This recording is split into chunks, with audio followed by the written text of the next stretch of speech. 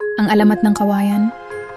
Sa isang panahon kung kailan ang lupa ay puno pa ng mga hiwaga, naninirahan ang mag-asawang Lakan at Lila sa isang payak na dampa sa paanan ng bundok. Sa kabila ng kanilang pagsisikap, may isang puwang sa kanilang puso na tila hindi mapuno-puno, ang pagnanais na magkaroon ng sariling anak.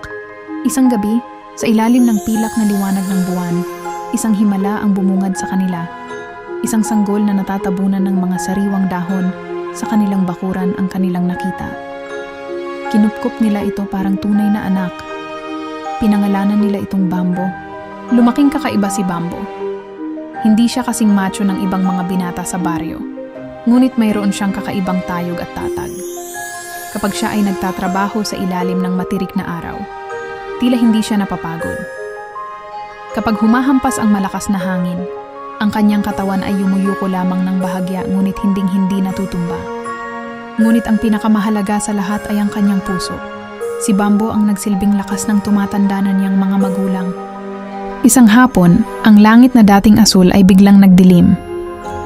Ang mga ulap ay naging kulay uling at ang hangin ay nagsimulang humagupit ng may puot. Isang dambuhalang bagyo ang nanalasa at ang ilog na dati ay payapa ay naging isang rumaragasang halimaw na putek.